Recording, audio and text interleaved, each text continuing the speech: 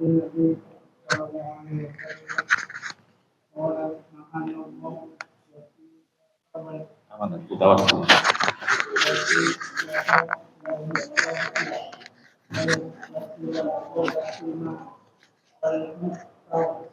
Mustausimah. Ya. Ya, dari hadis Abu Hurairah Rasulullah bersabda, Allah melaknat al-wasilah. Al-wasilah orang yang menyambung rambut. Ibu-ibu ya. Orang yang menyambung rambut. Kalau dilaknat berarti masuk dalam kategori dosa besar ya. Karena diantara kriteria dosa besar itu kalau ada laknat. Siapa yang berbuat demikian Allah melaknat, itu berarti dosa besar. Atau ancamannya neraka, siapa yang demikian akan masuk neraka, tidak akan masuk surga, itu namanya dosa besar semua ya. Di sini ada laknat. Allah melaknat al-wasilah, ibu-ibu atau bapak-bapak juga yang menyambung rambut atau minta disambungkan, atau orang menyambung, yang disambung dan menyambung. Jadi semuanya kena, yang menyambung dan yang disambung. Yang sebagai apa yang menyambungkannya, yang fa'ilnya dan juga maf'ulnya, yang disambung rambutnya, semua dilaknat. Ini semua dosa besar. Al-washimah, ibu-ibu atau perempuan yang bertato atau yang mentato, nama ya, yang mentato dan yang ditato. Sebab tato itu asalnya dulu kebiasaan wanita ya, sekarang sudah merembah ke laki-laki, bahkan lebih banyak laki-laki. Tapi asalnya tato itu adalah kebiasaannya wanita, menghias tubuhnya dengan sebagaimana kita maklumi, itu namanya washimah, itu dilaknat oleh Allah. Dan yang mentato ya, itu tukang tatonya sama yang ditato semua dapat laknat, semua adalah dosa besar. Bagaimana kalau sudah tertato, sudah terlanjur ditato tubuhnya, maka dia bertobat kepada Allah Subhanahu wa taala, sebab dosa besar harus dengan taubat. Dia bertobat kepada Allah Subhanahu wa taala. Kalau dia bisa hilangkan ya hilangkan, kalau nggak bisa yes, kalau nggak bisa maka bahwa tinta itu tidak menutupi pori-pori tubuh. Artinya tinta itu tidak menghalangi air ke tubuh. Yang kedua, tinta itu bukan hal yang najis, maka tidak bermasalah pada wudu dan mandi janabah nanti kalau dia mandi, karena tinta itu tidak menghalangi air kena wudu, kena pori-porinya ya. Beda kalau kutek itu ya, cat itu ya, kutek itu cat kayak cat itu menghalang-halangi pori-pori. Makanya kalau ibu-ibu pakai kutek itu kalau wudu harus dibersihkan dulu kuteknya, sebab kalau nggak dibersihkan kukunya nggak bisa kena air wudu nanti ya. Padahal dosa itu akan mengalir dari bawah ke kukunya. Nah, sementara kukunya kena kutek nggak bisa kena air wudu. Tapi kalau kuteknya dari bahan seperti dari bahan ya inai atau daun-daunan itu ya, nah itu nggak masalah, sebab itu masih bisa tembus air wudu. Yang dilarang itu kalau kuteknya itu tidak atau menghalangi masuknya air ya. Tapi kalau tidak maka tidak masalah. Jadi begitu ya. Bertobat kepada Allah, kalau bisa dihilangkan silahkan dihilangkan, karena kalau hilangkan secara manual itu sakit sekali. Tapi kalau pakai kedokteran itu mahal ya, mahal sekali memang ya. Kalau pakai kedokteran ya, kimia gitu ya, bahan kimia tuh mudah hilang tapi juga mahal. Tapi kalau manual ya tato lagi, yaitu hal yang sangat menyakitkan. Maka kembali, kalau dia bertobat kepada Allah Subhanahu wa taala dan dia belum mau menghilangkan, maka tetap saja ditahan sampai dia Allah beri kemampuan untuk bisa menghilangkan tatonya. Nah, Mas Umar, ngajak nggak? Enggak kan? Mas enggak? Bawa kacamata nggak? Enggak. Nabi Musa hari Radhiyallahu anhu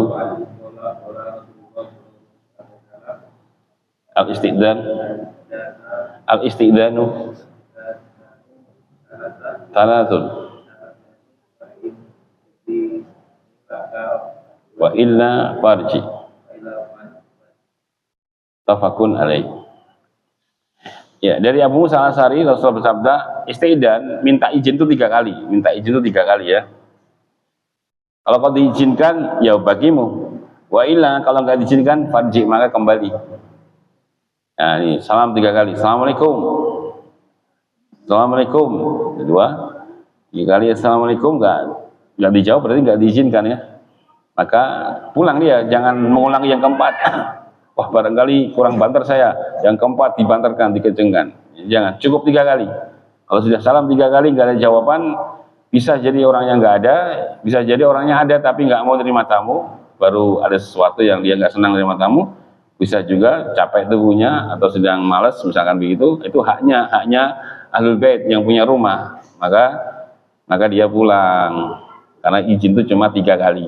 Jangan ngeyel 4 kali sampai 5 kali ulang-ulang salam, ya itu tidak dibenarkan. Cukup salam 3 kali.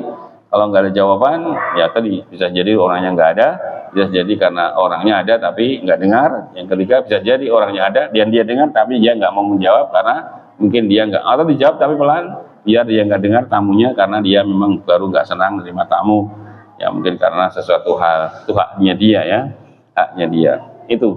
Jadi cuma 3 kali, jangan mengulang sampai ke-4 atau 5 dan selanjutnya. Buat An Abi Hurairah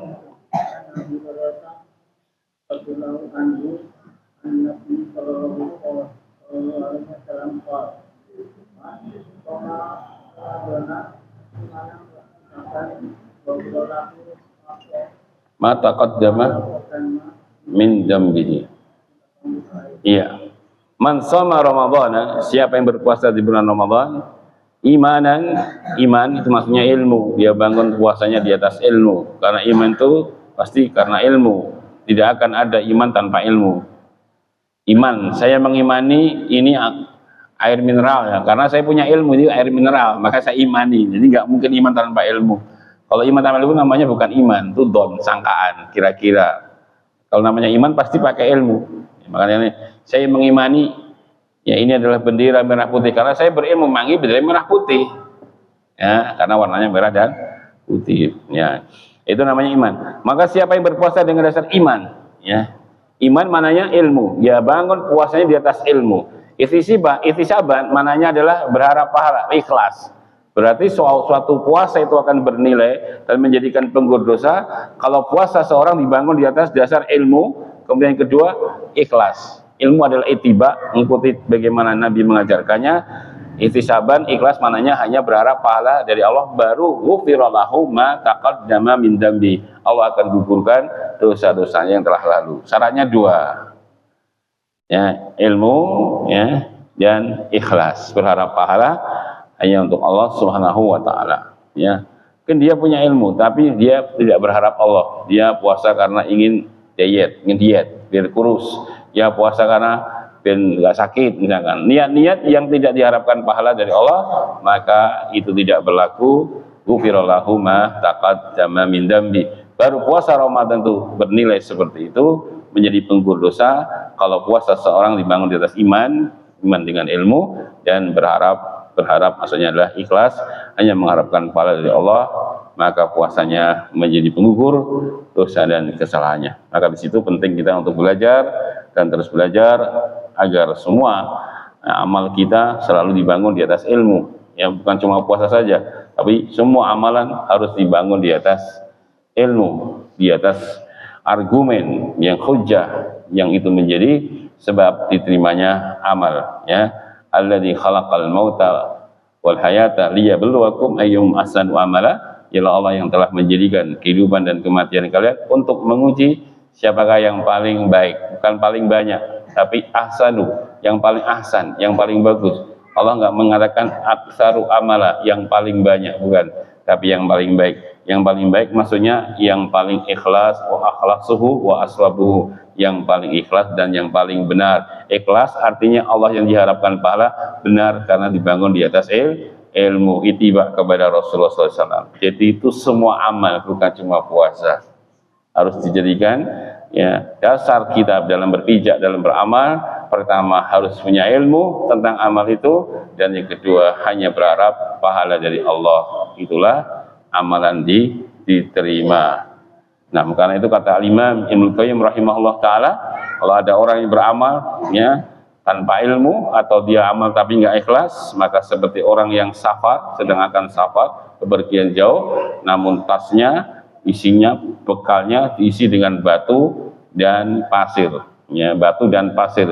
Tasnya itu nggak diisi bahan makanan yang untuk perjalanan di tengah-tengah di perjalanan nanti, tapi tasnya itu diisi, rangselnya diisi batu sama pasir, sehingga hanya memberatkan punggungnya dan tidak bermanfaat. Nah, itulah gambaran orang yang beramal tanpa ilmu atau orang beramal tidak ikhlas.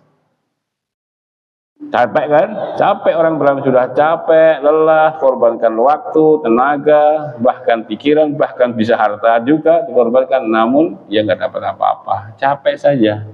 Nah, itulah orang yang beramal tanpa ilmu. Makanya Allah katakan, wala taqfu ma laisa laka bihi ilm. Kau jangan berhenti pada satu amalan atau ibadah yang kau tidak memiliki dasar ilmunya. Jadi kita harus belajar. Al-Imam Al-Bukhari dalam kitab Sahih beliau punya satu babnya dikasih judul oleh Imam Bukhari, Babu al-ilmu qabla al-qaul wal amal. Bab tentang pembahasan ilmu sebelum amal dan perbuatan, sebelum amal dan ucapan. Dasarnya adalah firman Allah, fa'lam annahu la ilaha illallah wastaghfir li dzambi. Fa'lam, ilmuilah. Nah, ketahuilah, ilmuilah, disuruh belajar dulu, baru beramal. La ilaha illallah, mintalah ampun dari dosa-dosamu. Beramal. Setelah apa? Fa'lam, ilmuilah, ketahuilah, ngaji dulu, belajar dulu. Ya gitu. Inilah ya Bapak Ibu yang saya muliakan, yang banyak kurang difahami dan dimengetahui oleh kebanyakan manusia. Kebanyakan kaum muslimin tidak tahu tentang hal ini, sehingga mereka berasumsi bahwa pengajian tidak ngaji itu hal yang biasa saja. Bukan satu kesalahan, bukan satu dosa, padahal itu satu kesalahan yang besar dan dosanya sangat besar. Orang-orang yang tidak mempelajari agama Allah Subhanahu wa taala. Karena Allah telah menjadikan hal itu menjadi fardu ain. Thalabul ilmi faridah ala kulli muslim. Menuntut ilmu itu faridah, wajib bagi setiap muslim dan juga muslimah. Ya. Kenapa kita tidak boleh bodoh? Karena Allah kasih fasilitas. Ya, inna sam'a wal basara wal fuada kullu ulaika kana anhu mas'ula. Sesungguhnya pendengaranmu, penglihatanmu dan hatimu akan ditanya. Ketika kita di akhirat misalkan, kenapa kamu beramal tanpa ilmu? Allah katanya, bukankah aku dulu kasih kau pendengaran untuk mendengarkan ilmu? Bukankah aku kasih kau penglihatan untuk membaca ilmu? Aku kasih hati untuk memahami ilmu. Tapi kemana saja itu indera-indera itu? Sehingga kau bisa beramal tanpa ilmu, berkeyakinan tanpa ilmu, berbuat tanpa ilmu, berucap tanpa ilmu. Kemana dulu telingamu, matamu, dan hatimu? Seolah begitu kan? Oh ya Allah, saya dulu tuli. Terus saya dulu nggak bisa membaca, buta, tuli buta, dan hati saya tidak waras. Nah, ini ada udur. Oh ya sudah, berarti ada udur. Allah uji langsung di akhirat. Tapi yang jadi masalah, waras telinganya, waras matanya, waras hatinya, tapi nggak mau belajar. Nah, ini yang jadi soal. Yang akan dari mas'ulah, akan dimintakan pertanggungjawaban. Ini yang banyak tidak diketahui kaum muslimin, sehingga mereka merasa ayem, adem, tentrem ya, ketika mereka tidak ngaji itu ya tenang mawon. Ini padahal mereka ibaratnya berjalan di tepi-tepi jurang ya, yang dia tidak tahu kalau dia berjalan di tepi-tepi jurang. Tidak tahu dia. Kalau dia tahu pasti takut ya kan? Contoh itu, misalkan ibu berjalan gelap ya. Ibu jalannya gelap, raba-raba saja. Begitu dinyalakan lampu, kanan kirinya jurang. Wah, gimana? Nah, itulah gambaran orang yang beramal tanpa ilmu itu seperti orang yang berjalan di tepi-tepi jurang, tapi dia nggak tahu kalau kanan kirinya jurang. Makanya dia santai aja, nggak tahu masalahnya. Nggak tahu kan, santai. Begitu dikasih turangan, jurang bawahnya, langsung keder ya, nggak berani berjalan. Nah, itulah ibaratnya orang yang jahil. Bahayanya seperti itu. Makanya jangan kita ridho dengan kejahilan ini Bapak Ibu, maka kita harus angkat ketidaktahuan dengan menuntut ilmu. Karena jalan untuk tidak tahu itu ngaji, jalan untuk menutup ketidaktahuan itu mengaji, nggak ada jalan lainnya. Ya, nggak ada jalan lainnya. Nabi kita berkata, innamal ilmu bita'allum. Sesungguhnya ilmu didapat dengan belajar. Nggak ada jalan lain.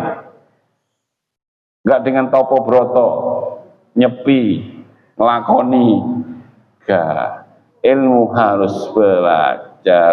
Dan sudah sering saya aturkan kepada Bapak Ibu semua, yang namanya belajar itu pasti butuh pengorbanan waktu, ya, butuh waktu, kadang tenaga, berjalan di majelis ilmu, menulis, mendengar, memahami, butuh tenaga, kadang butuh harta, beli buku, beli kitab, ya, perjalanan, transportasi, bensin, butuh duit, butuh harta. Capek itu sudah jelas. Kalau Bapak Ibu nggak mau capek, nggak mau ngaji, nggak mau capek, kita akan bodoh sampai mati. Kata seketika-pun Imam Syafi'i, man lam yuduk murra ta'allumi sa'atan tajaru kasal jal tulal hayatihi. Ya, barang siapa yang tidak pernah mau merasakan lelah letihnya ketika belajar walaupun saat, nggak mau kesal walaupun sebentar, nggak mau capek walaupun sebentar, maka dia akan menelan gelas kebodohan sepanjang hidupnya. Dia bodoh terus sampai mati. Tahu?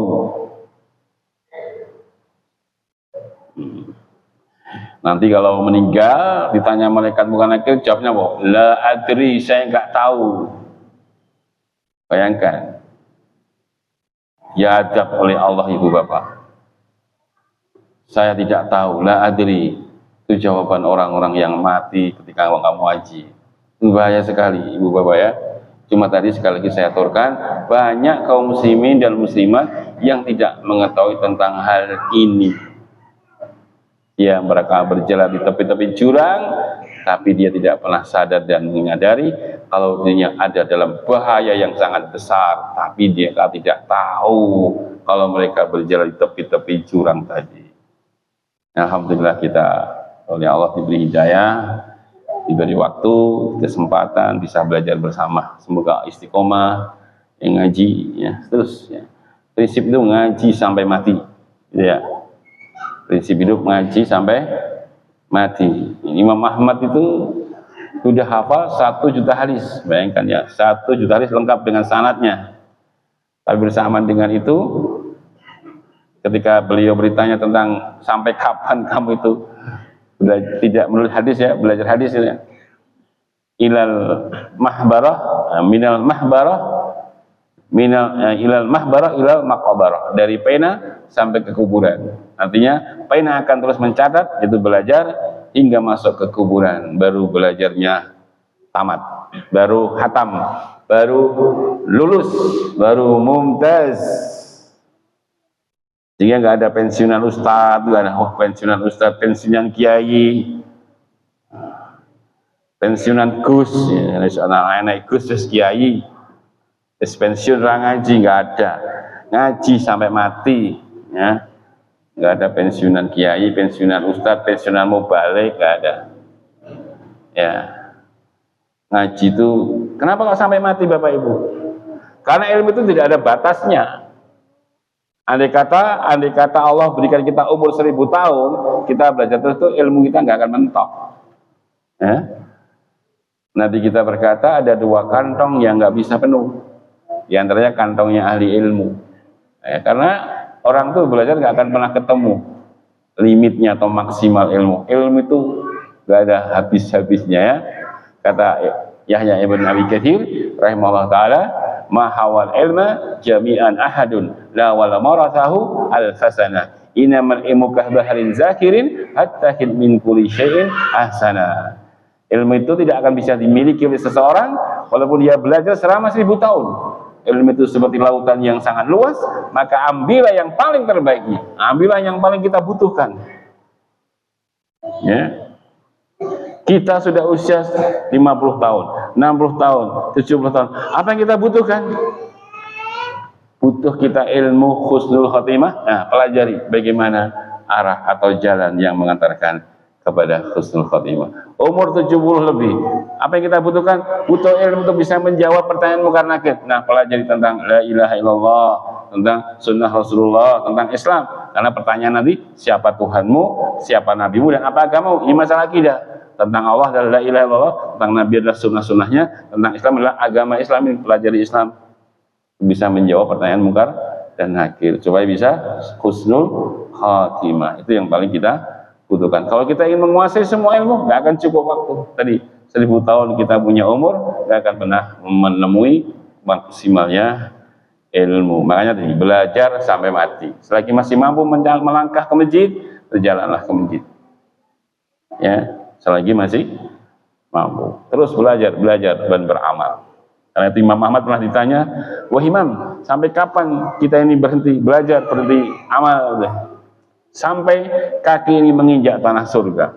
Sampai kaki nanti sudah di surga, baru berhenti beramal. Selagi masih hidup, beramal terus.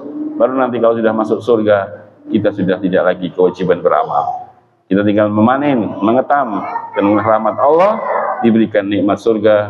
Allah Subhanahu wa taala berfirman, "Fala ta'lamu nafsun ma ukhfiya lahum min qurrati a'yun jazaa'an bima kanu ya'malun." Tidak ada satu pun jiwa yang mengetahui dari berbagai macam nikmat-nikmat surga sebagai balasan apa yang mereka amalkan. Sekarang beramal dulu, terus beramal, ya, baru nanti akan selesai amal ketika sudah masuk ke surga Allah Subhanahu wa taala. Karena itu butuh kesabaran. Nah, kalau kita nggak sabar, jangan harap bisa masuk surga. Para malaikat-malaikat penjaga surga ketika menyambut para calon-calon penghuni surga, apa kata malaikat? Salamun alaikum bima sabartum. Keselamatan bagi kalian karena sebab kesabaran kalian. Kalian dulu di dunia sabar dalam taat kepada Allah, dalam keadaan sulit taat kepada Allah, dalam keadaan senang taat kepada Allah, dalam keadaan banyak duit taat kepada Allah, dalam keadaan nggak punya duit taat kepada Allah, dalam kondisi bahagia taat, sedih bahagia. Kau selalu sabar dalam ketaatan kepada Allah Subhanahu wa taala. Maka selamat bagi kalian karena sebab kesabaran kalian. Nah, dan ilmu itu yang paling butuh kesabaran. Untuk ilmu itu amalan yang paling butuh kesabaran, itu ilmu. Iya. Itu kalau ada amalan kerja bakti misalkan. Hari Ahad besok Bapak-bapak kerja bakti semua, khususnya takmir ya. Kita bersih-bersih untuk menyambut Ramadan. Kerja bakti dari jam 7 sampai jam 11 semangat terus, apalagi NST ya. Banyak makanan, minuman, semangat terus. 3 jam kondisinya semangatnya terus terjaga. Tapi pengajian 1 jam belum tentu bisa semangat terus. 1 jam saja kalau udah ngaji, sudah mulai setengah jam, saat reset, molet, angop, ngawasi jam, baru setengah jam, udah mulai semangatnya melemah. Beda kalau kali kerja bakti. Kenapa? Ilmu, setan ngerti. Setan tuh paling benci dengan orang-orang yang ngaji tuh. Makanya jalan-jalan apapun akan mereka tempuh guna agar manusia itu jangan ngaji, supaya bodoh. Kenapa? Yang bodoh gampang diapusi ya.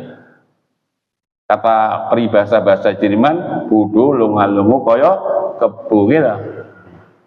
Makanya ada sebagian umat di Indonesia ini, satu kelompok, nggak usah saya sebut nama kelompoknya, dia bilang begini, ini kaidah mereka ya,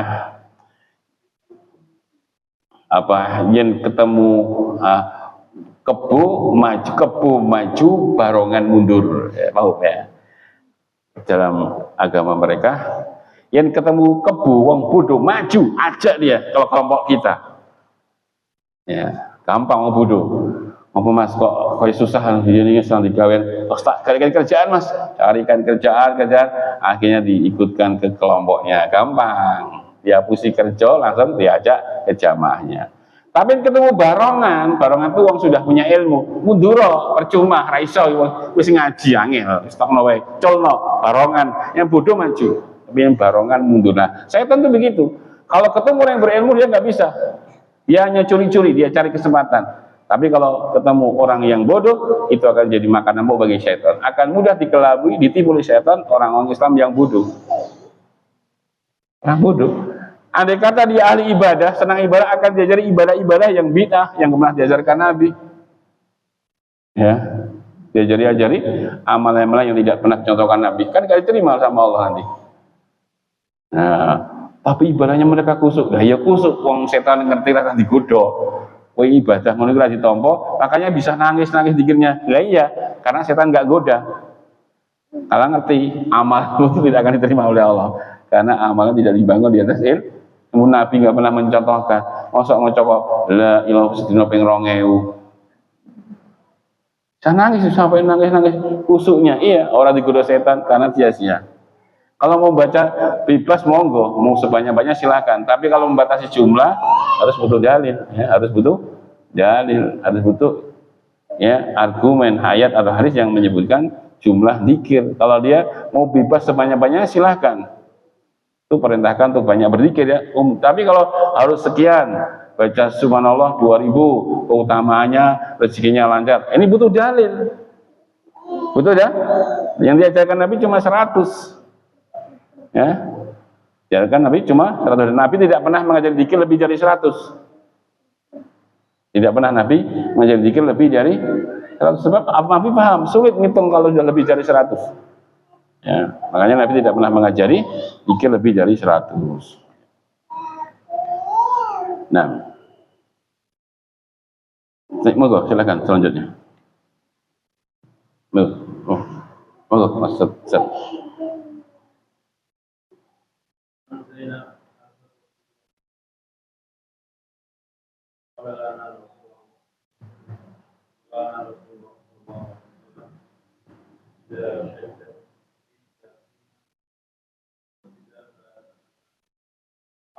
Ya.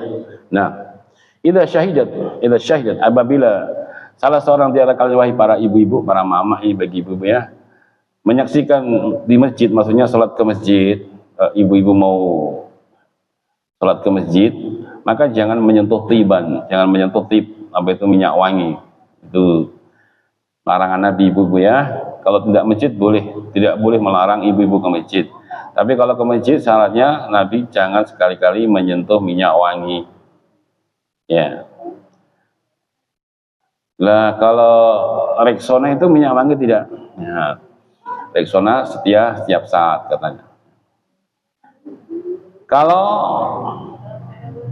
Kalau bau juga nggak boleh kan? Bau kecut juga nggak boleh. Bau tidak enak, menyengat juga nggak boleh, bau wangi juga nggak boleh. Maka pakai yang netral, yang natural. Silakan pakai apa yang kalau dipakai tidak wangi tapi juga nggak bau, nggak enak. Itu pakai itu aja. Jangan yang punya bau wangi. Nah, ini dilarang ya. Body tidak mengundang bau wangi kan? Nah, yang baunya netral tidak mengundang wangi. Dan body itu bukan minyak wangi. Saya beli minyak wangi cap Hembody diguyu. Hembody itu bukan minyak wangi kan gitu ya. Jangan diguyu minyak wangi ya. Nah, itu bukan Hembody, bukan minyak wangi ya. Kalau bukan minyak wangi namanya bukan minyak wangi. Tip itu minyak wangi. Minyak yang harus dipakai membuat wangi. Pakai sabun, sabunnya dipakai seket telurnya juga bukan minyak wangi. Sabun juga beda. Bau sabun itu bukan bau minyak wangi. Ya juga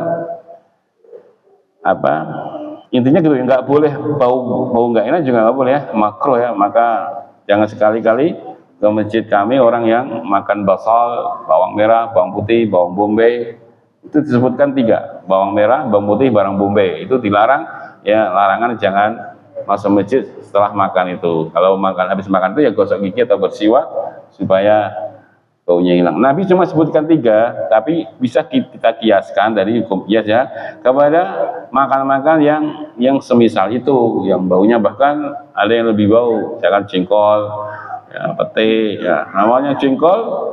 Habis ke masjid ya, Allahu Akbar gitu lah.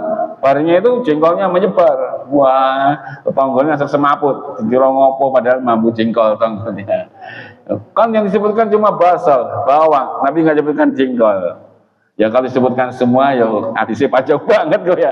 Hadisnya jangan kali-kali menyentuh jengkol, bawang, ini sebutkan semua. Hadisnya kebanyakan nanti ya. Seolah-olah 3 itu ya perwakilan dari hal yang semisal lah gitu. Namanya kias sebetulnya, hukum kias ya. Nah, paham ya? Jadi boleh ibu-ibu tapi tadi jangan menyentuh nyawang. Terus, Pak, lihat, Rero,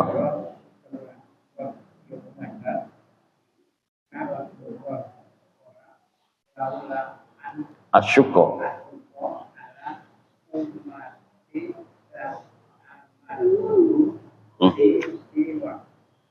Oh ya, indah kulis sholat. Iya. Laula an asyukka, kiranya aku tidak memberatkan ala ummati atas umatku, la amartuhum, sungguh aku akan perintahkan mereka bersiwak inda kulli salatin, tiap kali mau salat. Berat tapi kan, makanya Nabi katakan andai kata aku tidak khawatir memberatkan umatku, ya, maka aku akan perintahkan mereka itu selalu bersiwak sebelum salat supaya baunya wangi. Tapi ini kan memberatkan ya. Maka Nabi tidak memerintah. Kalau diperintahkan jadi wajib nanti. Nabi tidak memerintahkan ya. Sehingga hukumnya adalah sunnah ya. Jadi siwak itu secara umum ibu bapak hukumnya sunnah, mau dipakai kapan pun sunnah. Mau duduk sambil bersiwak silahkan, itu hukumnya sunnah. Tapi lebih ditekankan lagi sunnahnya pada tempat-tempat tertentu. Atau ketika mau sholat ini hadisnya ya, atau ketika mau wudu sama. Lawan asyukka ala ummati ramartu bisiwak inda kulli wudu. Andai kata aku tidak khawatir akan memberatkan umatku, aku akan perintahkan mereka bersiwak setiap kali mau wudu. Yang ketiga, disunahkan lagi, lebih ditekankan lagi sunnahnya bersiwak ketika mau baca Al-Quran. Sebab orang kalau baca Al-Quran itu, maka malaikat mereka akan nempel di bibir-bibir kita. Bibir kita lah. Kalau kita mulutnya kurang enak, akan mengganggu malaikat. Makanya disunahkan bersiwak sebelum baca Al-Quran. Tapi itu juga sunnah ya, tidak diwajibkan. Tapi ditekankan penyunahnya ketika mau baca Al-Quran. Yang keempat, sunnahnya siwak lebih ditekankan lagi ketika bangun malam. Nabi SAW itu tidaklah beliau tidur kecuali siwak ada di sisinya. Begitu beliau bangun malam, pertama kali yang beliau pegang adalah siwak. Kemudian dia bersiwak sampai berbunyi itu hadisnya, sampai ada bunyinya artinya beliau sungguh-sungguh bersiwaknya setiap kali bangun malam. Jadi beliau itu kalau tidur siwak selalu ada bersamanya. Kalau kita HP kan, kalau Nabi siwak ya. Kalau kita bangun masih golek HP sih. Nabi siwak dulu lah. Sekarang belajar kalau tidur bawa siwak. Begitu bangun jam-jamnya cari siwak, bersiwak, amalkan sunnah ini. Yang keberapa? Yang kelima, siwak disunahkan penekanannya ketika mau masuk rumah ya, mau ketemu istri ya, maka jangan sampai ya mulutnya bau, namanya di luar mungkin tadi makan jengkol ya, atau yang mungkin masih merokok ya, masih kebal-kebul ya, kurang bau rokok ya, jangan mendolimi istrinya, maka bersiwak supaya nanti pulang ketemu istri baunya wangi. Nah itu beberapa poin siwak lebih ditekankan pengguna, tapi secara umum pakai siwak hukumnya sunnah ya. Nah masih ada waktu sedikit lagi mau Bapak Edi. An Abi Hurairah radhiyallahu anhu an Abu sallallahu yaqul fil fa'ati sauda sifaun sifa amni kulli dain ya. Fil habbatis sauda, Nabi berkata tentang habbatus sauda, jintan hitam ya, jintan hitam itu syifaun, obat min kulli da, dari semua penyakit, ilasam kecuali mati. Kalau mati tidak ada obatnya.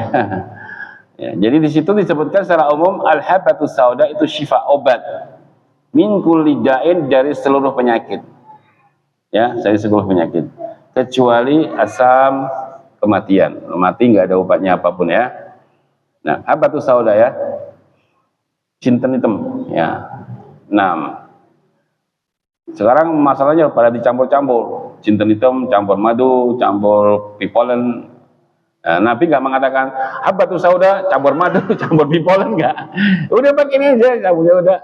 Mau jangan campur, udah dicampur bipolen. Nah, dari campur-campur rekomendasi apa nih, resepnya dari mana? Nah, ini kan lafadznya jelas habbatus sauda, sudah minum aja campur sauda, nggak usah dicampur apa-apa. Ya, begitu ya. Ini saya sedikit ada contoh ya. Kisahnya Syekh Shalih Fauzan bercerita, ada orang yang belajar sendiri, maka Islam kan nggak boleh otodidak ya. Kalau belajar ilmu selain agama silahkan otodidak, mau pakai YouTube, mau buka sendiri ya. Tapi kalau agama Bapak Ibu nggak boleh otodidak, harus punya guru, harus digurukan ya, nggak bisa belajar sendiri, sesat nanti. Nah, dia contohkan ini, ada pemuda membaca ini hadis ini, habbatus sauda syifaun likulida gitu ya. Nah, kebetulan itu tulisannya salah cetak. Itu baknya kan satu titik, titiknya dua. Itu salah cetak. Menjadi hayyatus sauda gitu. Ya, kalau hayyat itu adalah ular. Ular hitam itu obat segala penyakit. Karena dia belajar sendiri, nggak punya guru. Kalau punya guru, salah cetak itu bukan hayyat, itu habat, itu kakean titik. Nah, karena dia baca sendiri kan, dibaca hayyatus sauda sifaul likulida. Ular hitam itu obat segala penyakit. Nah, kebetulan mbahnya sakit, misalkan ya, langsung beli ular hitam. Nah, Mbah, yuk, kata Nabi, ular hitam obat segala penyakit. Ini yang katakan Nabi, Mbah, wahyu. Mbahnya minum, mate. Makanya jangan belajar sendiri, menyesatkan ya, ngaji. Imam Bukhari itu jenius Pak, bukan cuma pinter, jenius, tapi gurunya lebih dari 1000 ngaji. Harus punya guru, digurukan ya, harus punya guru. Biar ada yang ngarahkan salah, itu salah cetak, itu bukan hayat tapi habatus sauda lah. Dengan ada guru, insya Allah ya akan lebih selamat. Dan juga carilah guru-guru yang baik. Tidak semua guru baik ya, guru-guru yang baik, yang mengajarkan kebaikan, yang mengajak ke jalan Allah, bukan ke jalan partainya, kelompoknya, alirannya, apalagi mengajak kepada dirinya. Buat orang-orang yang berdakwah mengajak kepada la ilaha illallah, itu dakwah yang benar. Qul hadhi sabili ad'u ila ilallah ala basiratin ana wa man ittaba'ani. Kata oleh Muhammad, ini adalah jalanku. Apa jalan Nabi? Ad'u ilallah, aku mengajak manusia ke jalannya Allah. Aku dan para pengikutku sama berdakwah kepada Allah, jalannya Allah Subhanahu wa taala. Carilah guru-guru yang dakwahnya mengajak kepada itu. Nah, itu insyaallah guru-guru yang baik insyaallah. Juga selamat. Mudah-mudahan bermanfaat apa yang kita kaji pada malam ini. Insyaallah kita lanjutkan pada hari-hari berikutnya. Subhanakallahumma wa bihamdik asyhadu an la ilaha illa anta astaghfiruka wa atubu ilaik. Assalamualaikum warahmatullahi wabarakatuh. Ya. Minum enggak?